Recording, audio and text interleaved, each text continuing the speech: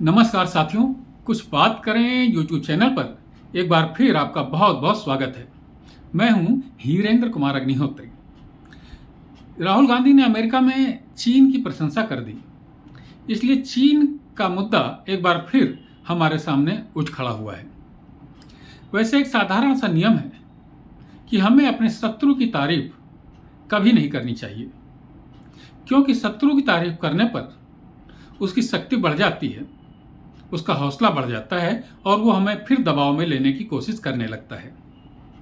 और पीछे अगर हम थोड़ा सा जाएं तो हमारे देश के प्रथम प्रधानमंत्री जवाहरलाल नेहरू की कार्यप्रणाली पर एक प्रश्न हमेशा से लगता रहा है कि 1950 में भारत को संयुक्त राष्ट्र की सुरक्षा परिषद की स्थायी सीट मिलने वाली थी, लेकिन जवाहरलाल नेहरू ने इसमें रुचि नहीं दिखाई।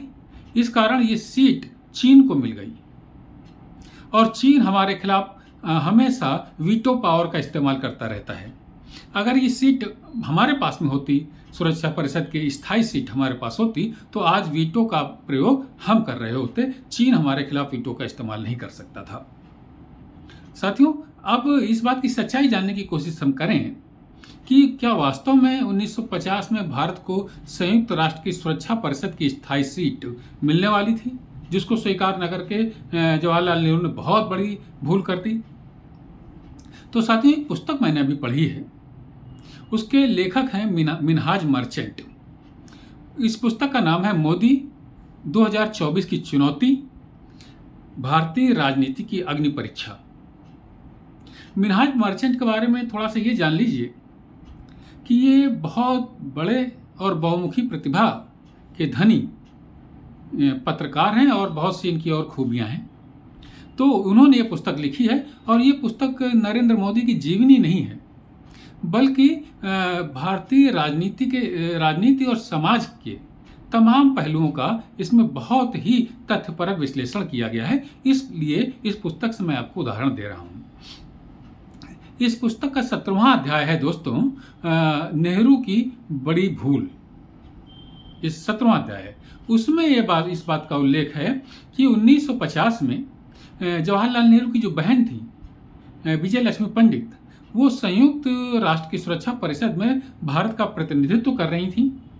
उन्होंने जवाहरलाल नेहरू को एक चिट्ठी लिखी कि यहाँ के विदेश विभाग में इस बात का मुद्दा उठ रहा है कि भारत को सुरक्षा परिषद की स्थायी सीट दे दी जाए, तुम्हें इसकी जानकारी होनी चाहिए। तो जवाहरलाल नेहरू ने उनके अपनी बहन के पत्र के जवाब में लिखा कि चीन की शर्त पर अगर हमें ये सुरक्षा परिषद की स्थायी सीट मिलेगी तो मैं इसे स्वीकार नहीं करूंगा, क्योंकि यह चीन की अवमानना होगी और चीन और हमारे बीच में दरार बढ़ जाएगी। अब बताइए साथियों कि जवाहरलाल नेहरू को चीन से और अपने बीच, भारत के बीच में दरार बढ़ने की तो चिंता थी, चीन की अवमानना की चिंता थी। उन्होंने स्पष्ट लिखा 192 नंबर पेज में कि चीन की कीमत पर मैं भारत के लिए सुरक्षा परिषद की सीट नहीं लेना चाहूँगा। उन्होंने चीन से उनको ज़्यादा हमदर्दी थी और भारत के राष्ट्रीय हितों का ख्याल नहीं था। और आज उसका परिणाम हम ये भोग रहे हैं कि जब भारत ने अपने आप को पीछे कर लिया संयुक्त राष्ट्र की सुरक्षा परिषद की स्थायी सदस्यता से, तो वो चीन के पास चली गई।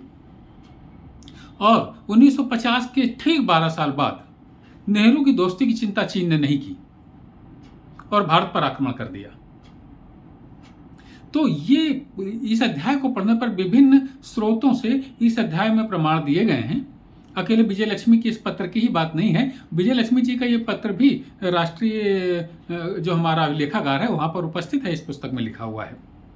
तो ये स्पष्ट इस पुस्तक से समझ में आता है कि भारत को 1950 में अमेरिका द्वारा इस सीट का प्रस्ताव किया जा रहा था, लेकिन जवाहरलाल नेहरू ने उसमें रुचि नहीं दिखाई और चीन के लिए रास्ता साफ कर दिया।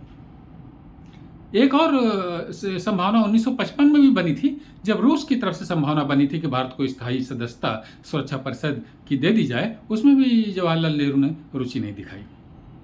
तो जवाहरलाल नेहरू की ये विदेश नीति की ये बहुत बड़ी भूल थी कि वो चीन के मंसूबों को भांप नहीं सके और चीन को स्वयं सुरक्षा परिषद से हट करके चीन को सुरक्षा परिषद की स्थायी सीट उनके कारण मिल गई। और उसका परिणाम यह है कि भारत आज चीन के आगे अपने आप को उतनी सख्ती से पेश नहीं कर पाता जितनी सख्ती से पेश होना चाहिए था, क्योंकि चीन सुरक्षा परिषद में हर मामले में भारत के खिलाफ वीटो का इस्तेमाल करता है। तो ये पुस्तक पढ़े जाने योग्य साथियों, इसे आप भी देख लीजिए एक बार।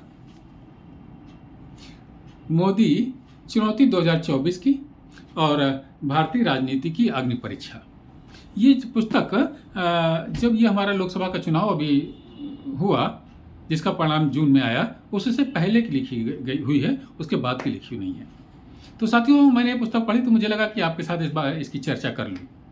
तो साथियों, आज की चर्चा में बस इतना ही। कल किसी और मुद्दे पर आपसे बात करूंगा। तब तक के लिए जय हिंद, वंदे मातरम। हाँ, आपने अगर मेरे इस चैनल को सब्सक्राइब नहीं किया हो तो कृपया सब्सक्राइब करें, और ये वीडियो अगर आपको पसंद आया हो तो इसको लाइक करें, शेयर करें और अपनी टिप्पणियों से मुझे जरूर अवगत कराएं। जय हिंद, वंदे मातरम।